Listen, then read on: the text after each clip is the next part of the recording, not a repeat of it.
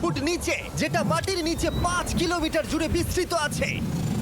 আর আমরা এটা পছন্দ করি বা না করি, যখনই আমি আর আমার বন্ধুরা মাটি টাচ করলাম, আমরা অফিসিয়ালি এখানে আগামী 7টা দিন কাটাতে চলেছি।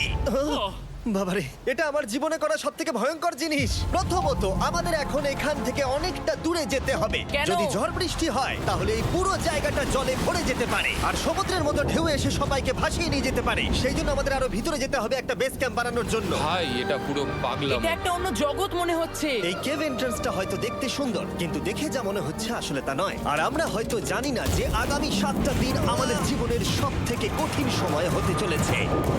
সব থেকে বাজে ডিসিশন।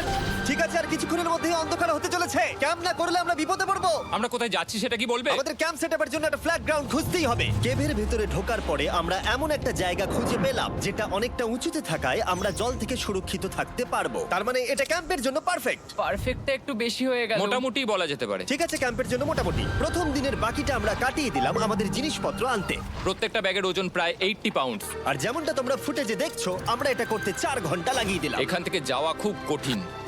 তারপরে আমরা সবাই বেস ক্যাম্পে ফিরে গেলাম। ঠিক আছে, আমরা এখানে লাইট লাগিয়ে দিলাম। আমাদের সব জিনিসপত্র হোম বেসে চলে এসেছে। একটু ক্যামেরাটা ওদিকে দেখাবে? ওদিকটা কিন্তু ভয়ানক অন্ধকার, আর সবসময় এরকমই থাকবে। তাই আমরা ক্যাম্পিং গ্রাউন্ডের জন্য খুব বেশি কিছু করতে পারলাম না। কটা ফুটো করে দড়ি টাঙিয়ে দিলাম। এটা ধরো আর ওঠো দেখি।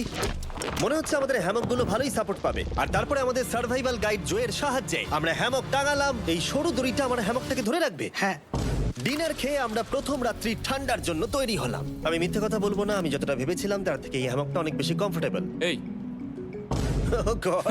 আমি তো আমার চমকেই হাতটা তো গেছিলাম। বড় কেন ভাই?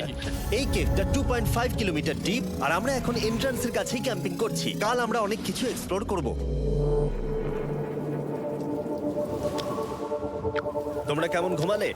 ভয়ঙ্কর। ঘুমই হয়নি। এটা সত্যিই একটা অস্বস্তিকর পরিবেশ। কেবের ওপর থেকে অনবরত আমাদের উপরে জল পড়েই যাচ্ছিল, তাই উপরে একটা প্লাস্টিক চাপালাম, কিন্তু তাও আমাদের হ্যামকের উপরে জল পড়েই যাচ্ছিল। একটা আইডিয়া আছে, চলো শেল্টারগুলোকে ভালোভাবে তৈরি করি। আমার মনে হয় এই প্লাস্টিকগুলোকে জুড়ে দিলে আর জল পড়বে না। বাহ, তুমি তো জিনিয়াস। আমি শুধু একজন ইউটিউবারই নয়, ঠিক আছে? আমার হ্যামকটা এটার উপরে ঝুলছিল। মানে দেখো, আমি আরেকটু হলে হ্যামক থেকে নেমে পড়ে যেতাম। আর আমরা সেই সময় এটা বুঝতেই পারিনি যে এই গর্তটা প্রায় 40 ফুট গভীর। তাই যখন আমি আর শন প্লাস্টিকগুলোকে জুড়ছিলাম, তখন ম্যাক আর কার্ল এই গর্তটা কতটা ভয়ঙ্কর সেটা দেখতে গেল। আমার হ্যামকটা দেখতে পাচ্ছো? ওখানে আমি ঘুমোচ্ছিলাম। এদিকটা দেখো। আর যেহেতু এই কেভে সব একই রকম দেখতে, তাই আমাদেরকে ফলো করা অনেকটাই কঠিন ছিল। এই ম্যাপে তোমরা আমাদের হোম বেস দেখতে পারবে, আর দেখতে পারবে ওরা ওখান থেকে কত দূর হ্যাঁ, যাচ্ছে। এটা তো খুবই ভয়ঙ্কর। ভাই এটা পাগলামো। আর যখন ছেলেরা র্যান্ডমলি এক্সপ্লোর করছিল, তখন আমি আর শন ক্যাম্পে কাজ করছিলাম। এই স্লিপিং ব্যাগটা এখানে কেন পড়ে? কারণ এটার থেকে পিয়ের গন্ধ বেরোচ্ছে। ইয়া, এটার থেকে শেখা উচিত স্লিপিং ব্যাগ ভাড়া নিতে নেই। আমরা স্লিপিং ব্যাগ কেন ভাড়া আমি- নিয়েছি? কেন আমি আমরা জানি না। স্লিপিং ব্যাগগুলো কিনে আনতে পারলাম না? আর তারপরে আমরা এই দুটো প্লাস্টিককে জিপ টাই দিয়ে জুড়ে দিলাম। কিছু মনে করো না, এই দড়িটার উপরে আমার জীবন বাজি আছে। আর তখন ওইদিকে ম্যাকার কার্ল তখন ওই গর্তের মধ্যে। ও মাই গড, ম্যাক! আর শেষ পর্যন্ত ওরা একদম নিচে পৌঁছে গেল। এই! আমি তো ভাবলাম সবাই ক্যাম্প নিয়ে কাজ করবে। আমরা শুধু দেখাচ্ছিলাম জায়গাটা কতটা ভয়ঙ্কর। না পড়লেই হবে, তোমাদের স্কিল নেই। আচ্ছা ঠিক আছে। আর যদিও ওদের এবার ফিরে আসা উচিত ছিল, কিন্তু কাল আর ম্যাক এটা কতটা গভীর সেটা দেখানোর চেষ্টা করলো। ভাই এটা দেখতে দারুণ লাগছে। তুমি কি নদীটাকে পার করতে পারবে? কিন্তু ওরা এটা জানে না যে এই রিভারটা এই কেভের গোটাটাই জুড়ে আছে। তার মানে এর মধ্যেও আমাদের কিছুটা সময় কাটাতে হতেই পারে। ওই তো ওরা এসে গেছে। এসো। তোমরা রান্না করে রেখেছো তো? হ্যাঁ, রান্না করেছি। ঠিক বলেছ। একটা নতুন বাড়ি, ঠিক বলেছি তো? একদম। এখন আমাদের একটা ছাদ আছে। আর এটা তো দারুণ। জিমি রান্না বেশ ভালোই আর করেছে। আমরা আমাদের ফায়ার পিটটাকে এই সুন্দর জায়গাটাতে নিয়ে এসেছি। জায়গাটা কেমন? বেশ গরম। আরামদায়ক। এই পাথরগুলো গরমটাকে ধরে রাখবে এবং ওপর থেকে যে পি পড়ছে সেগুলোকে আটকে দেবে। ওটা পি নয়। তাহলে ওটাকে কি বলবো? যদি জানি না, হয়তো বৃষ্টির জল হবে বা না, এটা বৃষ্টি নয়, না, পাথর মানে ইয়ে তুমি- করছে। এই একটু উপরে দেখাও। তুমি মেঘ দেখতে পাচ্ছো? পাথর দেখা যাচ্ছে।